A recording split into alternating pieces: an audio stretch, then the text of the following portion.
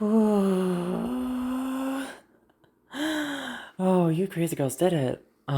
So much earlier than I thought you girls would. Hey, hi to like the 20 sub thing. I honestly thought it would take at least 2 more months before we reach this milestone, which has thrown a few things out of whack, but I guess it's fine, and I do value my promises. So, for those who are unaware, I made a promise. No, I gotta go back a little bit further than that. I have a Twitter. I've mentioned it a few different times, but you can go over and check that if you wish. And on my Twitter, I wanted to, well, on the day of, make a video about MatPat leading game theory, style theory, and film theory and food theory, because that affected me a lot. And I wanted to make a video about my feelings on the subject, because game theory and film theory, and especially GT Live, were really important to me. I went through all the effort. I even recorded a 11-minute thing, which if that's how long that was, oh, I dread this. Um, but after I recorded everything, I felt scummy. It felt wrong to more monetize something like that, even if I don't have monetization, to like get more eyes on my entire thing by more just posting something that said like, oh, game theory. Especially at the time, it felt scummy. I haven't had personal interactions with them, even if they have impacted me a lot, and it felt wrong to more capitalize on the day of, or even later. So I made a promise to myself to make a more broad video, because I still, really care about game theory and GT Live, and it has inspired me a lot.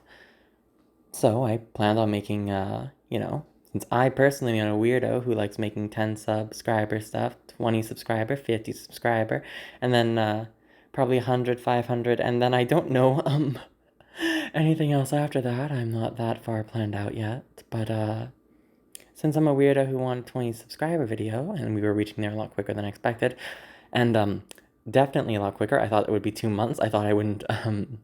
This video would feel less bad because it would be after he had officially left all the game theory stuff. But no, that didn't happen. So like, okay. uh, um. But anyway, I I wanted to make a video talking about all my inspirations, people who have impacted me and my content in a lot of ways. Originally, I was more just going to talk about content creators, and I made a list of a few content creators. Later on, I thought a little bit more about it, and I recognized that there was one more creator that I hadn't initially thought of. And that led to me more thinking, okay, there's also two things that are really important to my content that aren't really content creators, but also really changed my direction and inspired me. I should add those to this video too. So, apologies in advance that this is going to be more rambly. The mic quality may be a little bit off on this one because I'm going to be rambling for a long time, which means my arm is definitely going to change position sometimes to more adjust, which means the audio is probably going to be a little inconsistent, and I apologize for that. Um, However, with all my little preamble out of the way, I think I should start this video with the first two channels that really inspired me, that I wanted to originally make a video about. Now, little background on me as a individual. When I was a kid, I always got into books. I always got really heavily into literature. I wasn't a kid that was allowed to have a phone or anything else of the sort, and it would take quite a while before I was allowed on a computer. And even then, it was mostly just to play things like Warblade, I believe is what I more did. Warband, that's the name of it. Oh, my brain. Um, but with everything, well, got really into stories. They were my escape from a lot of things that were happening in my IRL life.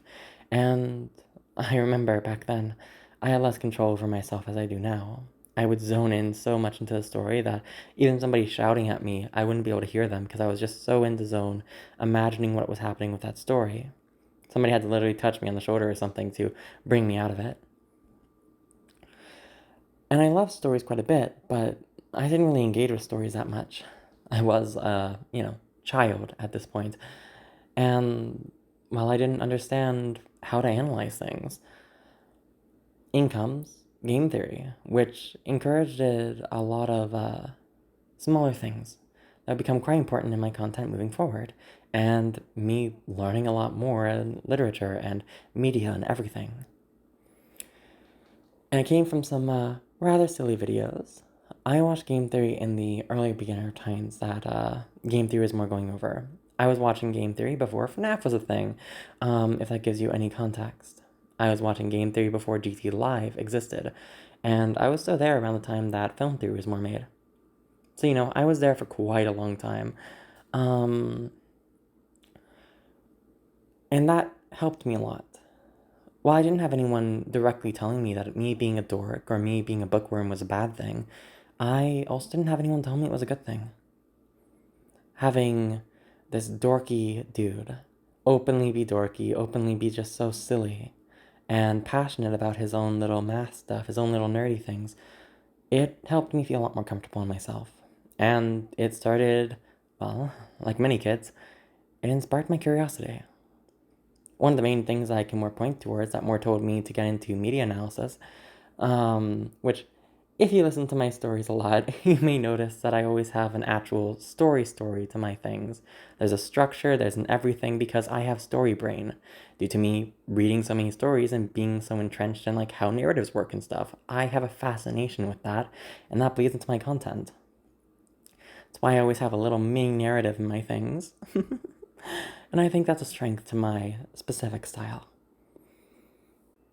I would later, as I said, get into film theory, and it would also spark quite a bit in me, but it's not a different inspiration, so I more lumped that under game theory since it was the first. But there was a second thing that was more made from the theorists that heavily impacted me, and it was GT Live. But probably not for the reason that it infected many others. A lot of others had well, a nerd openly being a nerd, and you could see it live, and knowing that that was real probably helped a lot more people come to grips with their own, well, selves. I never doubted that MatPat was acting as his real self. The real change for me was the addition of Steph.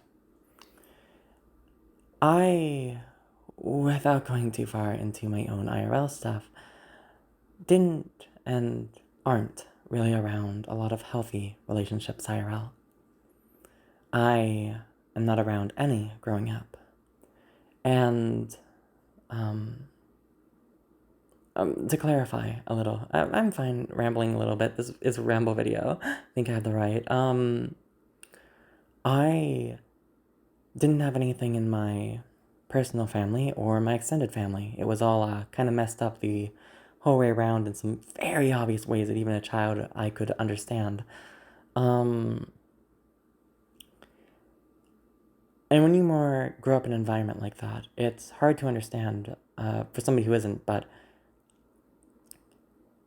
you don't start thinking that those things are real. Like a healthy relationship is real in the way that maybe every relationship that you just more see is normal.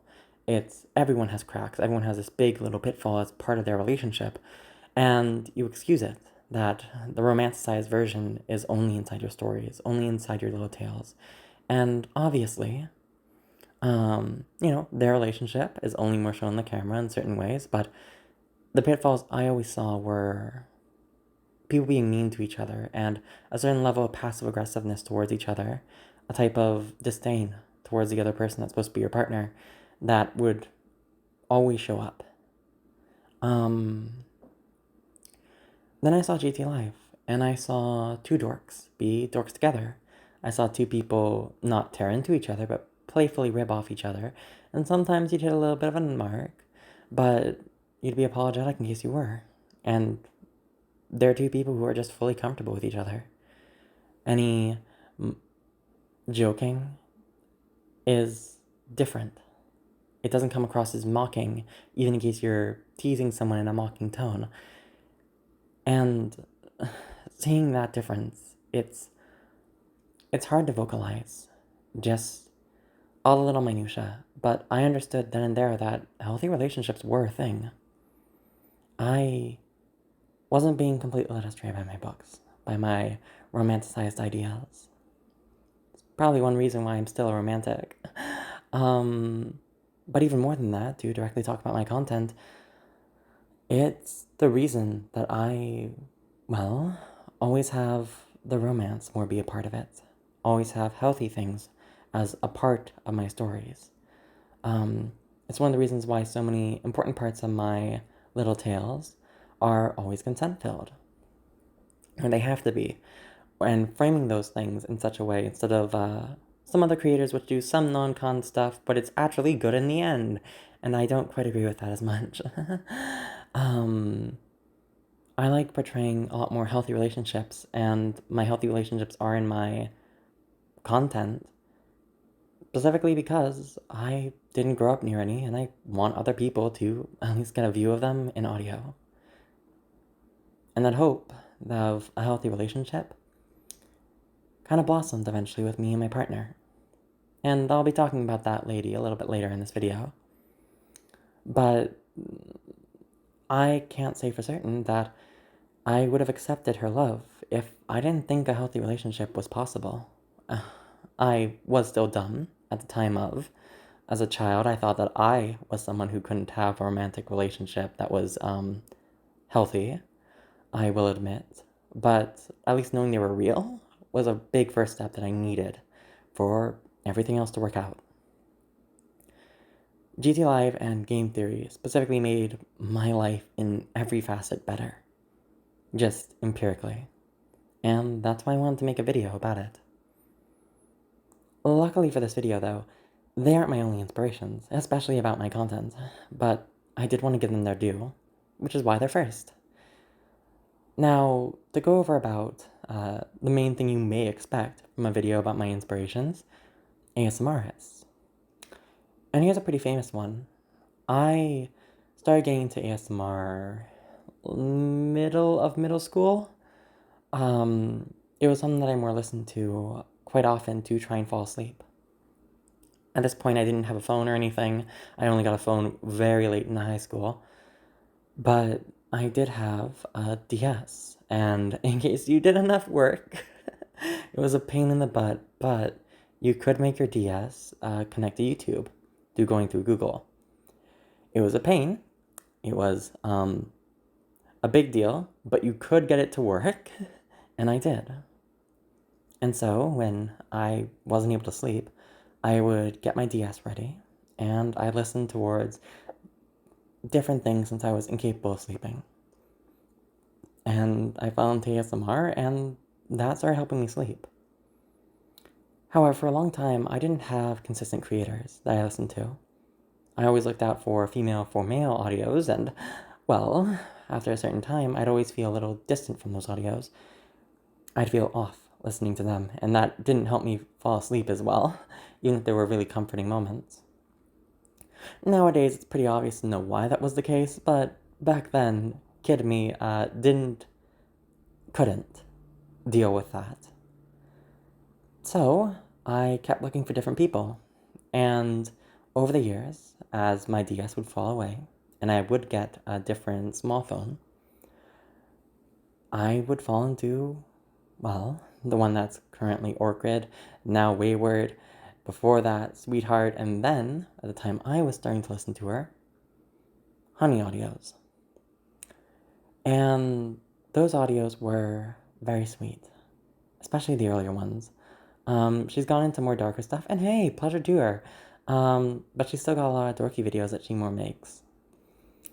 But as the time of, that was the first time I listened to a content creator that I could consistently listen to. At this point in time, I didn't even have a YouTube account, but I would look up Honeyed Audios to specifically listen to a few of her audios before I fell asleep. And there's one thing that really left an impact on me. And that's how she is when she's making content. This may sound hard if you haven't listened towards her stuff, but she's openly dorky. She's openly goofy in quite a bit of the audios, especially the Honeyed and Sweetheart ones. And it's hard to get a grasp on that. It can feel a little bit weird if you don't know what exactly to go for, that this keeps popping up in lots of audios, which you wouldn't expect it. And that's because she's putting a part of herself in her art. That's how she would react. That's how she would say things. That's how she would go over. And the character reflects a part of her. And seeing somebody being so openly goofy, openly dorky, the same as game theory, helped me feel a lot better. And especially more seeing that in audio, well, that's probably the reason why I feel so comfortable being myself in my little audios. I've mentioned before, but excluding certain series that I'm working on, my individual audio pieces are generally, hey, how would I be if I was in this scenario that I put the character in? And that's the reason why they flow pretty well, I think. Because I'm not being a character, I'm being me if I was put in the position of that character with their background. And that for me makes living scripts just so much easier to work with. And since I only recently learned about living scripts myself, I'll more directly say what those are. A living script is that you more have a prompt and a general idea of what's going on, but you're allowed to improv the entire thing. There's just certain bullet points that you more personally reach for. Maybe there's certain lines that you want to quote or something of the sort, but for me, I have bullet lines and plot points and character motivations, and then I just go wild. You can tell us a lot by some of my best work for the no kidnapping video. I went through a few revisions for that one. I remember I spent like basically an hour or like 40 minutes basically rehearsing that one beforehand, going like, oh, I want this thing, I want this thing, I want this thing as foreshadowing. But it was fully improv. I didn't have a script in front of me. I don't have that for most of my videos. But to get back on track, I felt the capacity to more put myself in my audios without it being weird due to Orchid. Now, sweetheart. Now, actually, wayward. And that helped me a lot. It showed me it was okay to be a dork and, still maybe be a little sweet, still maybe be a little hot, maybe be, a little silly. And that further enhances an audio. And before I came into myself as who I was, she was the main person I listened to. Of course, eventually, especially due to my partner, I would understand who I am. And when I did, I obviously started listening towards female for female audios. And at that point in time, Orchid, I still, Wayward, I have to get that right nowadays. But I'll be listening to Wayward stuff, but Orchid, at the time of, I fell more to the wayside because, no, it was Sweetheart at the time. I'm remembering. You can get a certain timeline of how these events happen by plotting a graph on the things and references I'm specifically pointing out. Wonder if some crazy person's gonna do that in the future. That'd be weird. But power to you if you want to put in that much effort. But anyway, I started listening to more female for female audios, and I got a lot of sense of comfort, of sweetness from those audios. However, I would also have some problems with those audios. I would eventually recognize that I was disassociating a little when I listened to those audios. And I couldn't quite tell why. Until one audio more got rid of the problem. And I'll be blunt, it was something really dumb. Unlike a lot of trans girls, I understood I was trans. I had been repressing myself. I had kind of subconsciously known I was trans for a while. I had made a revelation when I was a kid, then bad things happened. And I couldn't accept myself again, but I kind of knew. I kind of knew since I was a little kid. I just couldn't accept it. So I knew I was trans, 100%. I did not think of myself as a woman, though.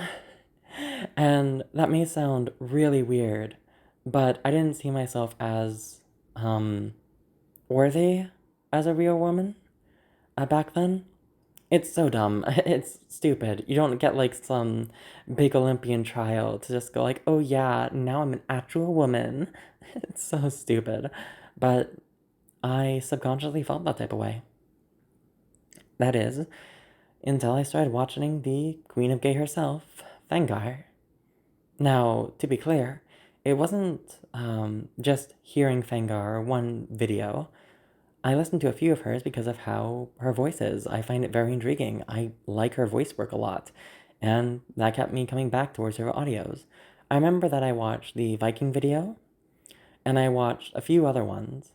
I didn't watch the Mafia Boss one until after watching one video what I'm going to come up with, but eventually I would more stumble on an older video, which was Visiting Satan's Daughter. It's this one. As long as the video is still up, I'll be more showing it on screen right now. And I highly suggest people watch it. It's super underrated. It's my favorite thing that she's ever made. But this specific audio helped me a lot. At this point, I had my partner, and she's so protective, she's so sweet, and I saw a reflection of that in the character there. And Homer being playful and being the way she was, for some reason, was the final thing that broke, well, me being so judgmental on myself as a woman. And with that, well, I could now more easily listen to any female for female audio and not feel weird about it. That on its own is a pretty big deal, but I also got more inspired by some small things that she does. For instance, you may notice that I have a bit of a mocking tone or a bit of a teasing tone. I picked that up actually from Fengar's videos. I heard he was teasing people. I was always, making people fluster because I found it fun, but I only started actually practicing a teasing voice because, well, specific type of teasing voices, because I saw what was happening in Fengar's audios, and I'm like, that sounds so cool. Wait, can I do that? Well, having something like this came out of a lot of practice. Not exactly like hers, but something that I felt more comfortable being a teasing one for me. And small things like that. It encouraged me, even if I wasn't doing ASMR by this point, um, to more get into making voice stuff. On the background part of this, it would help me also start feeling comfortable enough with my own voice that I would start privately making some ASMRs for my partner on her birthday and Christmas. Part of the reason I brought this up a few times, but it's why, my voice work is generally pretty good. I have practiced a lot on doing these things, but just in a more private capacity. With that out of the way, though, well, here's the person I didn't really think of when I was more going through my list. The Lonely Gal audio. Hey, I wonder in case the audio is going to sound slightly different. I had to record on 2 different days. So I'm apologizing in advance if any of the audio sounds slightly scuffed. But hey, the first few videos I ever made on this channel were super scuffed. So hey, for the 20 subscriber special, it being slightly scuffed, hopefully not too much, is perfectly on brand. So I'm just gonna roll with it. But to go back to what I was talking about before, the Lonely Gal audios were around the point in time where I was already making audios for my partner. It had been 2 years that I was making audios for my partner at this point, and I think I made like at least 9 audios for her. Some of them range from around 19 minutes to some were over half an hour. So I was very comfortable making personal lovey-dovey things for her and even, structuring them pretty well.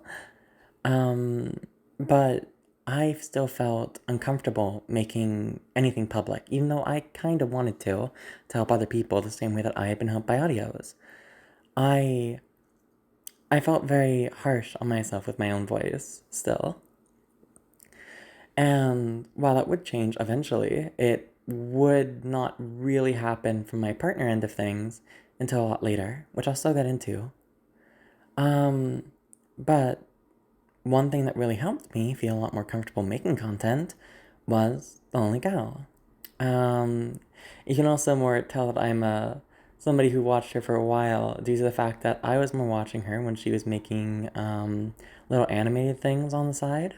And two, I was watching her when she had less than 1,000 subscribers. I'm relatively confident that I was around when it was a little less than 300 subscribers, but I don't know for certain. What I do know is that I felt dysphoric one day, and I wanted to find some dysphoria comfort videos that were specifically about somebody being trans. And recently there was a video that had popped up randomly on my feed of a trans girl comforting their partner being trans. And I think I saved like 3 different videos on that one, because there's a few ones that go like, "Oh, my trans sister, I'm so proud of you." They use the same script, and I listened to both of them. I stopped listening on the second one, and then on that same watch later list was the third one. I had some fun with that first audio, but didn't quite scratch the itch, so I watched that one, and her voice work was pretty well. You could more tell that she knew a lot more about dysphoria and the specifics on it, so the way she talked about everything just resonated with me a lot. Due to that, I watched a lot more of her content, even the ones that are just more female for female ones. I personally don't listen to submissive audios, so when she started making submissive audios, I stopped listening to some of them. I am also not a pet person, so I didn't listen to some of those ones. Um, but a lot of her work was really good, and it's a little bit narcissistic, I fully agree. But just seeing that more made me feel more comfortable and like, oh, if this person that's trans can do that, I can too. And with a confidence boost like that, I was only missing one thing to more start making content myself.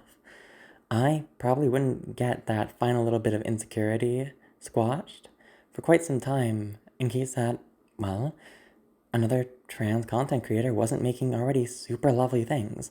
And so lots of those stuff were explicitly more trans.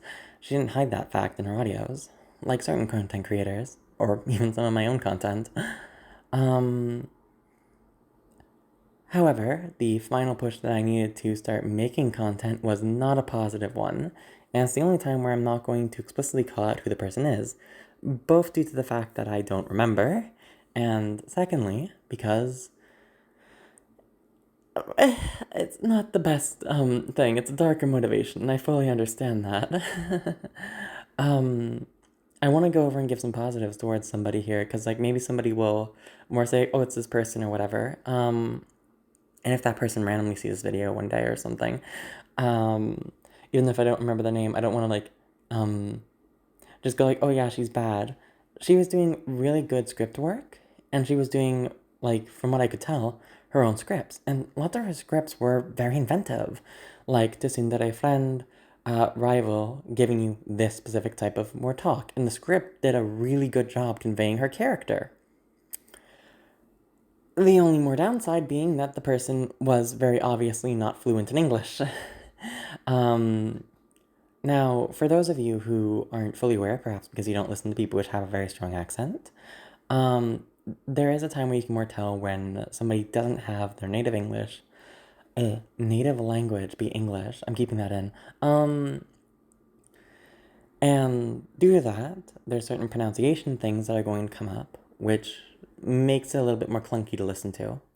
Now, I'm really happy that this girl does have an audience. I think she had like 1K subscribers at the time that I was watching her. Um, but for me, while she did lovely scripts and that she did really inventive scenarios, I couldn't enjoy her work. And that was just due to the fact that I had to fully focus on every individual word that she was saying for me to actually understand what she's saying. And due to that, I couldn't enjoy the flow of the audio, where I'm more relaxing. Um, and seeing this person, like, again, gosh bless her, um, that didn't really know English that well, but was still really popular in making, like, good inventive script ideas, and that was getting recognized, was the final thing to more go like, I feel I can do better than this person right now. To be clear, very narcissistic, very dark. I completely understand that, but I think it's honest to go more about my inspirations and stuff, even in case they're not the most positive on me as a person. But um, I more saw that, and I directly more went like, I know I can do better than this. I've listened towards my own audios I make for my partner. They're of a higher quality than what this person's doing right here. So I full on in that day made my content. I made the first recording in a very shitty mic setting, which proved to me, my quality was actually lower because my mic was shit. And it still is. I'm pretty sure the girl doesn't record on her phone. Um, so, arrogance got knocked down a peg there. Um, but I do need a different push to more make content. And I wouldn't have gotten that if, well, I didn't have somebody to compare myself to that I felt I could do better than. And that I then felt comfortable that if I can do better than this person that is very popular, maybe people will enjoy the stuff I make. Again, it's not a really positive, motivation, but it was a very vital thing for me starting to make content. So I thought it was disingenuous if I didn't add that here. And that's all the content creators that inspired me, but those aren't all my inspirations. A little bit into me making content,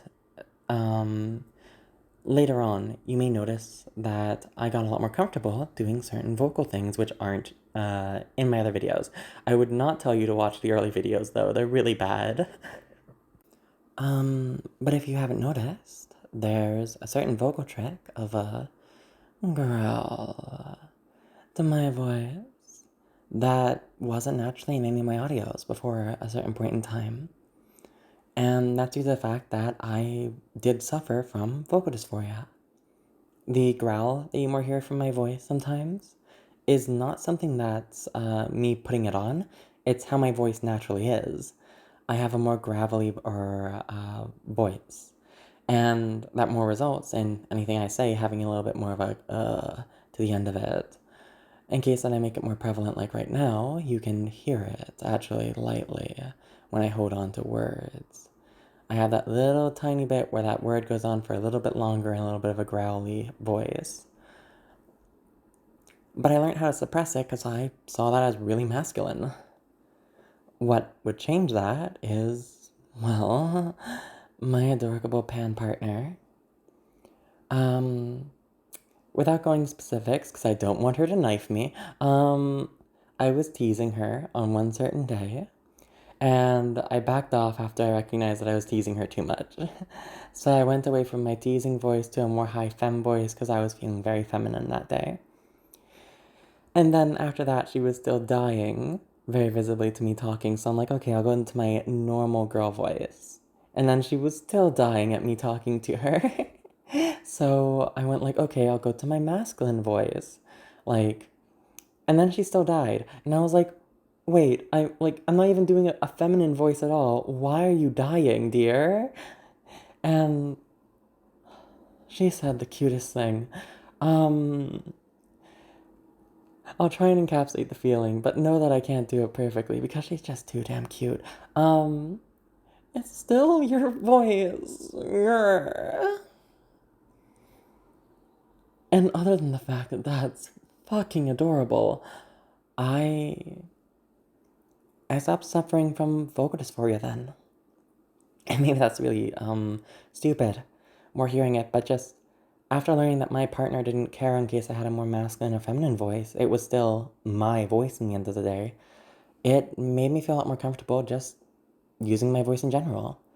It's especially more important due to the fact that it's the whole reason that I have my male for female series that I'm, at the time of recording, working on and have finished. It's also the reason why you get more of a growl teasing voice to some of my later audios. I didn't feel comfortable putting that into a lot of things, other than unintentionally, because again, that's how my voice naturally more is. But now I intentionally put it there to tease you gals sometimes. And you can thank my partner for that. And then there's lastly one other inspiration. And Um, I'm sorry that it's gotta be sappy on both the last two, but it's actually you viewers. That may sound a little dumb, but if you look through my content, you'll find there's a gap in me creating stuff. Um, I directly more mentioned this in one of my other videos, I think, but if you haven't watched that one, because I don't know what video it is, um, I was going through a slump of different things, and while certain people very much liked my first audio, I need to definitely rework one day, of Subby Princess to Dami Mistress or something. And I got like, at the time of recording, I think there's like 5 likes on that video, but there's no comments. In other videos, didn't get any really likes or anything. Obviously, part of that is due to the fact that I was not really good at, you know, knowing how my mic was working or its limits. I would only really learn about having the high quality recordings setting after making those videos. So again, I don't suggest you listen to them. They peak a lot. But due to that fact that even if I did enjoy making content, I didn't get much responses, along with the fact that I was very enthusiastic about making a certain series. Um, but then hearing how my series idea could be triggering for the people really hit me hard by 2 other regularly supportive people, which I'm still in contact with and are really close to me. So, no stupid thoughts. But that hit me hard, especially with nobody seemingly reacting to my content in a way I could see. You have to actively look on YouTube for likes on that video specifically, so I didn't see much reactions. Also, likes can be done by bots, which is why I felt a little bit less enthused. So, when things went a little bit more complicated in my IRL life, one of the things I dropped was making recordings. I wasn't getting reactions, I wasn't having anyone liking my stuff, so that got put way heavily on the back burner, and to be honest, I forgot about it. Because I had other things to deal with, and nobody was liking my content. Um, Later on, though, one girl, which I'll pin the comment of in case that she wants it again, um, made the first comment. And I felt motivated to make content again. Finally, somebody had liked my content, and I knew they did, which told me I kind of want to make more gay girls squeal. I want to make them happy. And nowadays, I know that I've made, some of you girls cry. I like making it so that way you can process your feelings or have a little shelter when the world's kind of rough. And I got my first validation of that from, well, one girl's comment. So I kept making new things. And I even made a Twitter account to be more vocal about my content, specifically because, well, somebody had commented on one of my videos. At least if I remember right, I didn't have a Twitter account for one of many until after the first comment. I think that's the case. I'll have to double check later.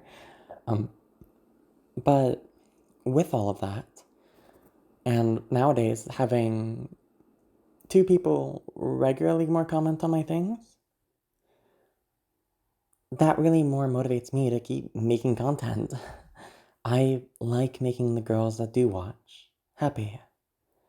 And knowing that I'm able to do that with my content is the greatest motivation for me to keep making things. So, the last little inspiration, the thing that got me back into making content, is you girls. It's my lovely little viewers, my lovely little dolls. So, thank you. And I want to appreciate each and every one of you in the future or now that comment. Those are really important to me.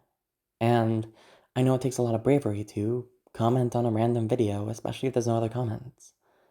So, taking those first few steps on another content creator can really have a big impact, more than you probably think. Anyway, I gotta end this on me being sappy on my partner and you lovely viewers. I hope this audio is good. I know that there's an audio change, and there's a few small ones where I had to redo recordings because my arm was giving out on me. Luckily, listening back before I had to redo the second recording session for this one.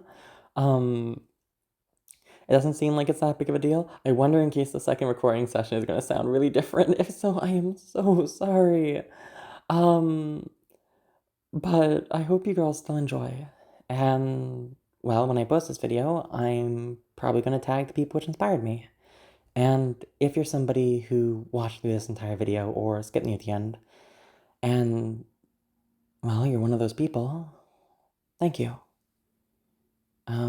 You creating the content that you, well, love to do has helped me feel a lot more secure and safe to make my own things. And, well, I don't expect that my content will ever become something big. It's personally really satisfying just to create things, which I never would have had the courage, nor felt capable enough to do, if every person that I've more talked about wasn't something that I more interacted with.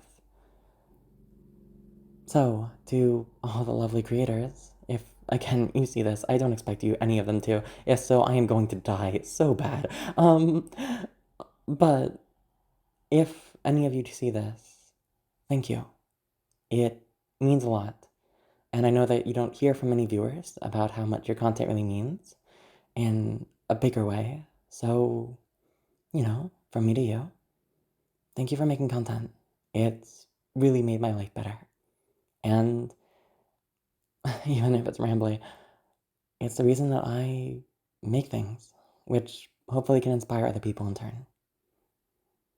Anyway, with that all out of the way, I'm going to be ending the recording now.